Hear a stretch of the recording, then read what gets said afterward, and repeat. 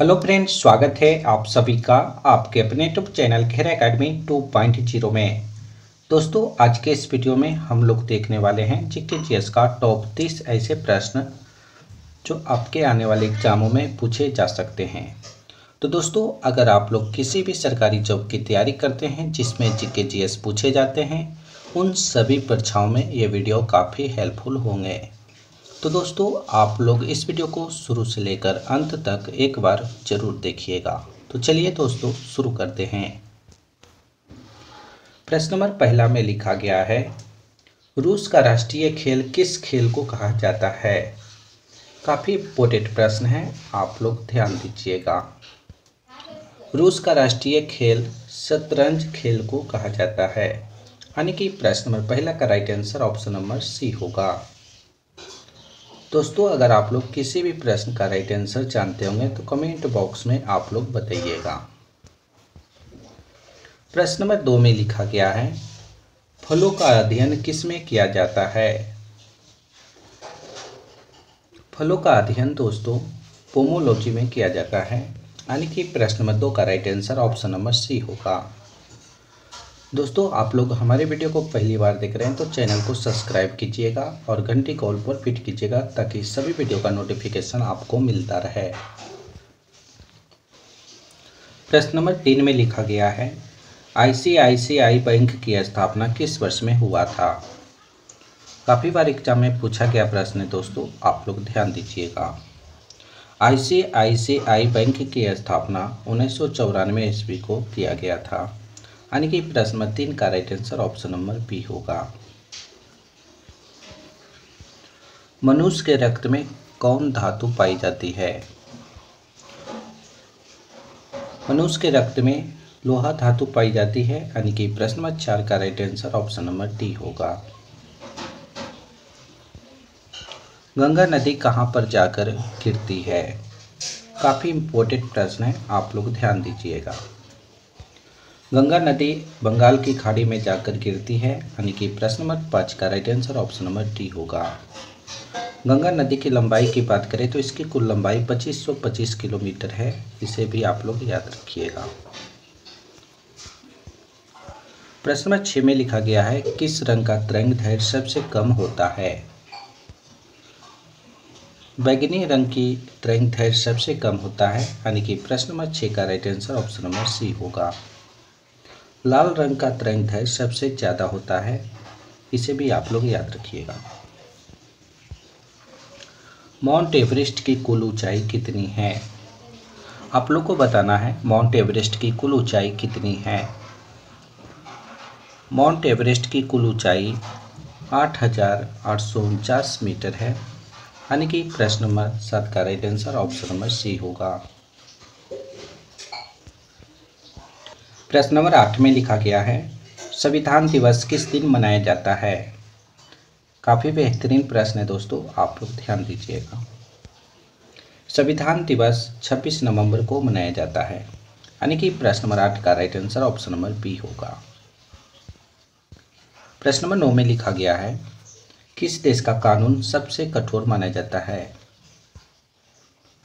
Saudi अरब देश का कानून सबसे कठोर माना जाता है, प्रश्न नंबर 9 का right answer option number C होगा। प्रश्न नंबर 10 में लिखा गया है, भारत में सबसे तेज चलने वाली रेलगाड़ी का नाम क्या है। भारत में सबसे तेज चलने वाली रेलगाड़ी का नाम वंदे मातरम एक्सप्रेस है, यानी कि प्रश्न नंबर 10 का right answer option number C होगा। प्रश्न नंबर 11 में लिखा गया है, गुटेनबर्ग का जन्म किस देश में हुआ था। गुटेनबर्ग का जन्म जर्मनी देश में हुआ था, यानी कि प्रश्न नंबर 11 का right answer option number D होगा। बैकग्राउंड वॉइस के लिए माफी चाहता हूं दोस्तों। टीपू सुल्तान कहाँ के शासक थे। टीपू सुल्तान मैसूर के शासक थे, यानी कि प्रश्न नंबर 12 का right answer option number C होगा। बिहार का शोक किस नदी को कहते हैं। काफ़ी इम्पोर्टेंट प्रश्न है, आप लोग ध्यान दीजिएगा। बिहार का शोक कोसी नदी को कहा जाता है, यानी कि प्रश्न नंबर 13 का right answer option number B होगा। अंकोर वाट के मंदिर का निर्माण किसने किया था? अंकोर वाट के मंदिर का निर्माण सूर्यवर्मन द्वितीय ने किया था। यानी कि प्रश्न नंबर 14 का right answer option number B होगा। प्रश्न नंबर 15 में लिखा गया है, राष्ट्रीय विकास परिषद का गठन किस वर्ष में हुआ था? काफी इंपॉर्टेंट प्रश्न है, आप लोग ध्यान दीजिएगा। राष्ट्रीय विकास परिषद का गठन 1952 ईस्वी में हुआ था। यानी कि प्रश्न नंबर 15 का right answer option number B होगा। दोस्तों वीडियो पसंद आए तो एक लाइक जरूर कीजिएगा। प्रश्न नंबर 16 में लिखा गया है, प्रथम विश्व युद्ध में किस देश की हार हुई थी? पहला विश्व युद्ध में किस देश की हार हुई थी? तो आप लोग याद रखिएगा, जर्मनी देश की हार हुई थी। यानी कि प्रथम विश्व युद्ध में जर्मनी देश की हार हुई थी। प्रश्न नंबर 16 का right answer option number C होगा। प्रश्न नंबर 17 में लिखा गया है, हिटलर का जन्म किस देश में हुआ था? ये सभी प्रश्न काफ़ी इम्पोर्टेंट है दोस्तों, आप लोग ध्यान दीजिएगा। हिटलर का जन्म ऑस्ट्रिया देश में हुआ था। यानी कि प्रश्न नंबर 17 का right answer option number C होगा। प्रश्न नंबर 18 में लिखा गया है, सूचना का अधिकार किस तरह का अधिकार है? सूचना का अधिकार वैधानिक तरह का अधिकार है। यानी कि सूचना का अधिकार वैधानिक अधिकार है। प्रश्न नंबर 18 का right answer option number B होगा। प्रश्न नंबर 19 में लिखा गया है, उपभोक्ता अधिकार दिवस किस दिन मनाया जाता है? काफ़ी इंपॉर्टेंट प्रश्न है, आप लोग ध्यान दीजिएगा। उपभोक्ता अधिकार दिवस 15 मार्च को मनाया जाता है। यानी कि प्रश्न नंबर 19 का right answer option number D होगा। प्रश्न नंबर 20 में लिखा गया है, भारतीय पहला वन अधिनियम किस वर्ष पारित किया गया था? भारतीय पहला वन अधिनियम 1865 ईस्वी में पारित किया गया था। यानी कि प्रश्न नंबर 20 का right answer option number C होगा। दोस्तों आप लोग इस वीडियो को अपने दोस्तों के पास शेयर जरूर कीजिएगा, व्हाट्सएप, फेसबुक, इंस्टाग्राम इत्यादि पर। प्रश्न नंबर 21 में लिखा गया है, भारतीय रिजर्व बैंक की स्थापना किस वर्ष में किया गया था? काफ़ी इम्पोर्टेंट प्रश्न है और काफ़ी बार पूछा गया प्रश्न है, आप लोग ध्यान दीजिएगा। भारतीय रिजर्व बैंक की स्थापना 1 अप्रैल 1935 ईस्वी को हुआ था। यानी कि प्रश्न नंबर 21 का right answer option number D होगा।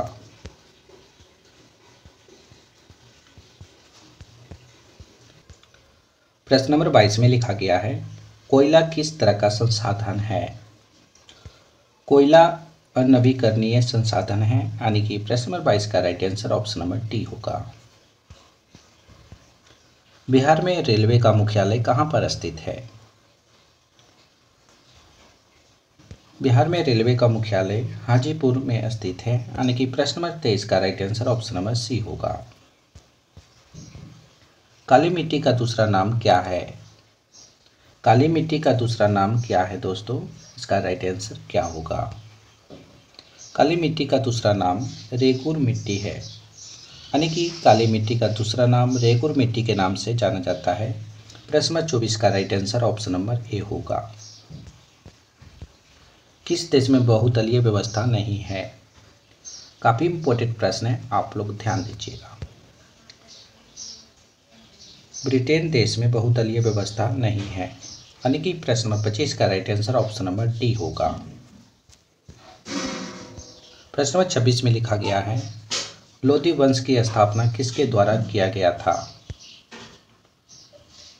लोधी वंश की स्थापना बहलोल लोधी के द्वारा किया गया था। यानी कि प्रश्न नंबर 26 का right answer option number B होगा। द्वितीय सिकंदर के नाम से किसे जाना जाता है? द्वितीय सिकंदर के नाम से अलाउद्दीन खिलजी को जाना जाता है। यानी कि प्रश्न 27 का right answer option number D होगा।